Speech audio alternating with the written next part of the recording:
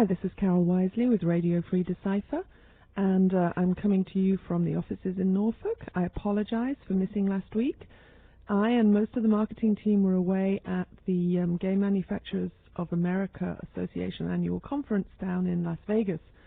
So we lost a lot of money, and we talked with an awful lot of retailers, and it's an exciting time for the CCG industry. Obviously, Pokemon is doing very well at the moment, and there was a lot of excitement in our upcoming product, Young Jedi collectible card game, which, believe it or not, is going to be on the shelves in about 5 or 6 weeks, and before the movie. And that's an unbelievable fact. All of us have been so busy working on it here that we've not noticed the approaching time, and now we realize that it's almost upon us. You guys don't know very much about it yet. We've released almost nothing, and that's because of the Lucasfilm policies on privacy and secrecy before this great movie.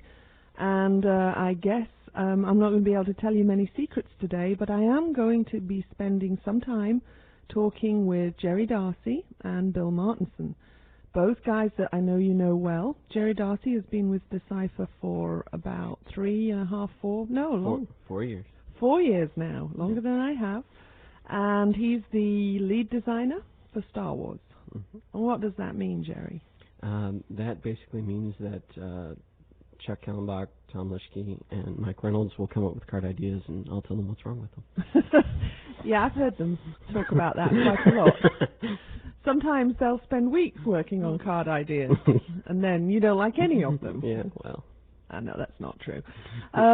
Bill's not here with us yet, so I'm going to start by talking with Jerry, and seamlessly at some point in the broadcast we'll edit Bill in, and none of you out there will notice any difference. That's if he turns up, of course. So, Jerry, I persuaded you at short notice to come and talk to me about Young Jedi, and I know you're feeling a little trepidatious about what you can and can't say. Mm-hmm. So I'm going to spend the next half an hour or so trying to get everything out of you, and you've got to spend the next half an hour or so not telling me anything. So. I'll see what I can do. First of all, is it finished completely? Yes, the gameplay for all of the cards are pretty much set.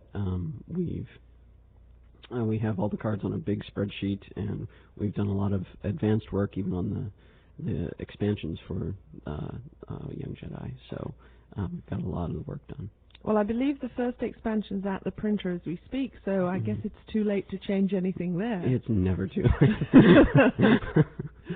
I know it's going to be real tight to hit the shelves when we intend to, but are you excited? Oh, yeah. Yeah, I'm very excited for the game to be out there, for people to be playing. I think it's going to be a lot of fun. Now, did you feel any kind of disloyalty to the game that you've worked on for years, the Star Wars customizable card game, the classic game, working on something new? Partially. I actually, it wasn't disloyalty so much as jealousy. As I was working on Young Jedi, Tom and Chuck and Mike got to keep working on the classic game, and I would eventually get to come in and see what they were doing, and I got very jealous of all the fun they got to have, because they had lines and lines of text and all sorts of things that were different from what I could be working on. So you were like the proud parent who sees their little child go off to somebody else to be looked after. Pretty much, yeah. You have to let go. Very hard to let go. Well, I know that you're going to be involved again in Endor as it comes to its closing stages, but that's a new process for you, not to be in there all the way through, I guess. Yeah, I got to sit down with Tom and Chuck and Mike towards the beginning and work out what the general themes were going to be, what the general gameplay mechanisms were going to be, and they've done a lot of the implementation for that, and I've pretty much just been reviewing what they've been doing. Well, before I ask you more about Young Jedi, just tell me, are you excited about Endor? Oh, yeah. Tom and Chuck and Mike have done a great job. They've come up with a lot of neat cards, and a lot of cards that are going to, I think, have a really good effect on the environment that's out there, and it's just some really good stuff. And that, along with some of our other products, it's going to be really great. Plenty of Ewoks? Oh, yeah. I'm in the anti-Ewok camp. So everybody's in the anti-Ewok camp except me. So I'm really going to enjoy playing Darkside come the release date. Come May. Yeah. That's what I'm telling people, May. Oh, okay. So no, I think hopefully we can make May with Endor. We're excited about it too. It's going to be a great set. Mm-hmm. Jerry, I've also heard all the talk and discussion, and I've seen some of the posts of the so-called Endor spoiler that's out there. Have you got any comments on that? I seem to remember a while back when we had, I think it was Dagobah or Cloud City, someone did a spoiler list out there, a card list of all the cards that were in the set, and they put in a bunch of quotes, and I think it was Cloud City, they put in Lando and Lobot and all these other characters, and, you know, odds are you're going to get a lot of it right, you know, because it's just, you're drawing from the same source that we are, so it's got to be very hard to tell the real leaks from the fake leaks, so.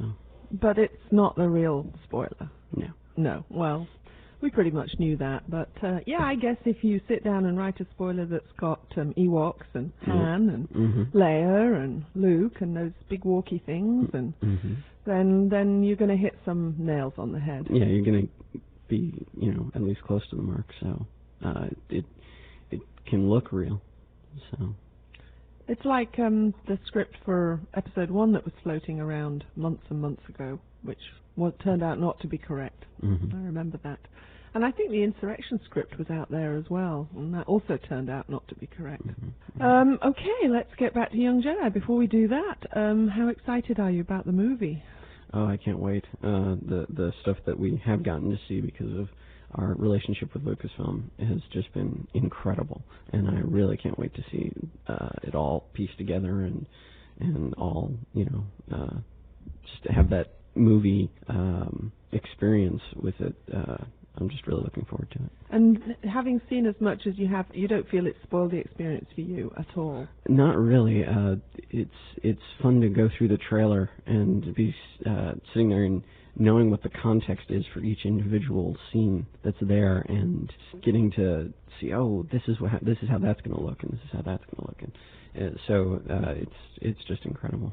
Good. Well, I'm excited too. So let's get back to Young Jedi. When did you wrap from a PD point of view? Fairly recently.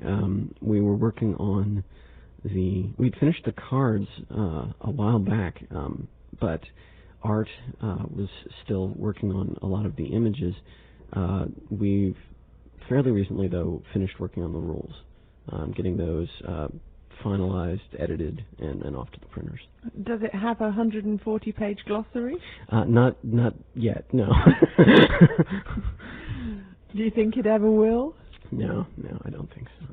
There's been some talk. I mean, we've obviously made suggestions that this is a much simpler game than the classic Star Wars. So what can you say about that?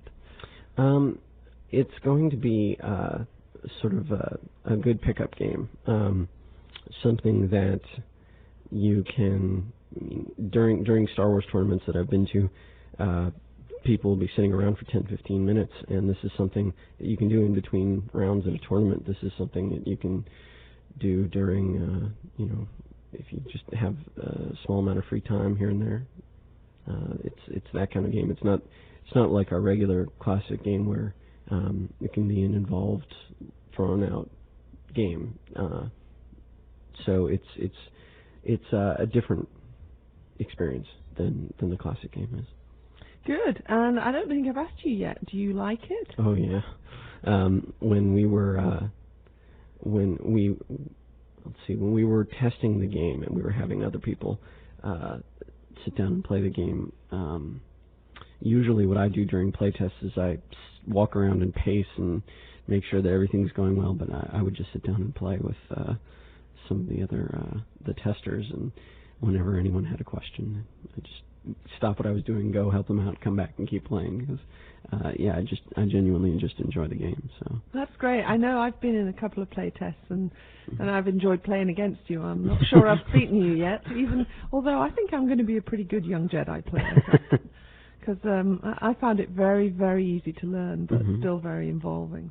Yeah, the time to learn the game is very short once you have some of the basic mechanisms down.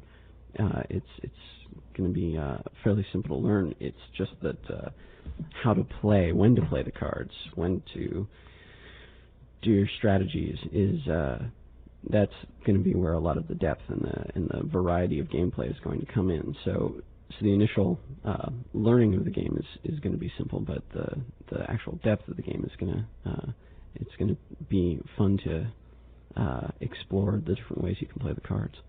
Does it feel true to the story? Yeah, I think it does. It's taking place at a lot of different locations, and there's lots of different characters you can play, and don't know what else I can say. Probably not very much, actually. Yeah, lots of things happen and blow up. So, so I mean that I know that's important to Warren and important to this company, that our games are faithful to the property on which they're based. Absolutely. And I think from what I've experienced and heard, we've achieved that with Star Trek. We've achieved it with the classic Star Wars game, and you think this is another home goal, that we've achieved it with this one too. Yes. That's great. That's great, particularly in a game that is intended to be simpler. Yeah. Actually, it was interesting working on a game that was simpler. I actually found it more of a challenge to be working on a simple game than working on a more complicated game. Well, yeah, because you couldn't just do another 10 pages of glossary to That's explain right. to explain how to do whatever it is you were trying to do. So, good. Well, let's focus a little bit more on Young Jedi. What do you think of the name? I think it's fairly appropriate for both the market that I think is going to be the larger market that's going to be interested in the game, as well as focusing on the characters that are involved, that we're focusing on in the game. So great, yeah, I'm very comfortable with it. It's a nice, comfortable title. And do the cards look like our current classic cards? They look different than our current cards. They are. Would you tell the difference if you put them down on the table? Oh yeah, real fast. It's just a very different template. It's got a different feel to the card. It's you can't tell me anymore. I know. I'm trying here, folks. But it's difficult for poor Jerry. Okay, well, that brings me to another subject that I really do want to touch on today, because we've had a lot of questions coming in via email, via the website, and also when I'm out on the road talking with retailers, they pass them on from their customers about how come we did not make something that was compatible with our current game. I have some answers for that, but I also want to explore, what you think about that. Well, one of the first things that leaps to mind is that the classic game focuses on the conflict between the Rebellion and the Empire. And I remember Warren saying very early on that that's just not a part of Episode 1. So without those two elements, there's no way that the cards could be compatible. And then there's the other aspect of the time difference in terms of the stories. Their characters are vastly different ages.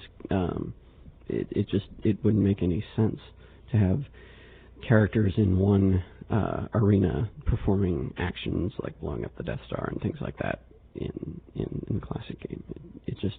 It wouldn't make any sense for that to function that way. So you feel it would have been an over-compromising the richness of the new movie and over-compromising the strength of the old to try and fit them together? It would have violated both storylines. It would have been to the detriment of both universes. So I think keeping them separate was what we had to do. So. I agree with you, and I think that when people see Young Jedi and play it, they'll realize why we did that, and also that we really didn't have any choice. Yeah. But it is on a lot of people's minds at the moment, and I guess the message that we need to get out to them is that Young Jedi is a new game, but classic Star Wars customizable card game is still going strong. And I know you, Jerry, and I know you have a lot lined up for the classic game as well. Oh, yeah. We keep saying this, and people say, yeah, but tell me what? And, I wish we could, but I've seen some of the concepts that are coming down the pipe, and I think, I'm excited. Yeah, me too. Well, Bill has joined us now. I'm not going to ask him where he's been, but he's slipped in and donned a pair of earphones here and found a microphone. So, morning, Bill. Good morning. And tell me, when did you finish working on Young Jedi? Am I finished working on Young Jedi? Yeah, I guess I am. I hope so. Yeah. We've just finished up a couple of the last details just in the last few days, some printing issues, a couple of last-minute things with rules. So we're really just right now at the end of our part of the production process. How long have you guys been working on this? Oh, weeks and months. And, October. Yeah, a long time. Not 100% of the time, I know, because there's been other stuff coming out since then. Dominion, for example. Right. Which I know wouldn't come out without your blessing, Bill. Anything Trek. But did I tell you I went on the experience again last week? Oh, no. And it was way more fun. Yeah. Yeah, everything worked this time. Yeah, that's a lot better when it works. It was awesome. Anyway, sorry guys, I'll get back to the story here and to the interview. So, do you feel relieved? Do you miss it? Is it strange? Is it like when a play wraps and the actors don't know where to go the next day? Well, it is a little bit, except in this case, now we get to go sit in the audience and watch the play. Now we get to sit and wait for the cards and then actually play and use them instead of using the mock-ups. So it's not so much missing the process as it is now just kind of the anticipation to actually get the cards. I know. They're going to be so gorgeous. I just can't wait to have a binder full of those cards. Well, I saw some yesterday, and I must admit, I've not had that bug, that urge to collect desperately for some time. Ever since I stopped getting Beanie Babies. You know, I thought I'd managed to go through the 12-step program and stop being a collector, but it looks like I'm going to be one again. Let's talk a little bit about collecting, because I've been talking a lot with Jerry about gameplay this morning, not getting much detail, but trying my hardest. Mm-hmm. He's a hard nut to crack. He's a very hard nut to crack. I do my best. But I also have heard so much talk around the office from people who've seen this about collecting. We have a lot of collectors here as well as a lot of players. So tell me, is it going to be an easy product to collect? Yeah, I think it will be. The set size will be a bit smaller than what people are accustomed to in classic Star Wars. And I think the rarity distribution amongst the rarities will be a little bit easier for people to get a set, with a little bit of trading. And we've also really enhanced the collector's elements in this more so than any of our previous games. We have a lot of really nice features specifically for collectors, such as rarity icons, and the cards are all numbered, so you know exactly which cards you have and you know what you're missing in your sequence in your binder. We'll have an expansion set icon for each of the expansion sets, so you can tell which set they come from. And all of those elements are integrated very closely together on a card in a way that really complements the gameplay elements of the card without really cluttering them up. So I think collectors are just going to love Young Jedi, even if they don't want to play it, which I personally can't fathom because it's a really fun game to play. But yeah, I do think this is really our magnum opus in terms of collectible things. Well, I still, wherever I go, and I travel a lot, meet tons of people who have collected Star Wars customizable card game and Star Trek customizable card game and never played it. It's amazing. And in fact, we have Calvin over in the corner waving his hand there. Calvin, our web programmer, who's recording this session for us. He's also a collector. I didn't realize that, Calvin. Me too, actually. I have the entire Q Continuum because I really like that John Delancey guy.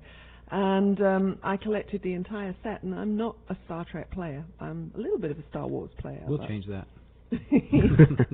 I'm looking forward to Blaze of Glory. I really am looking forward. I've got a thing about Klingons. So. Kapla.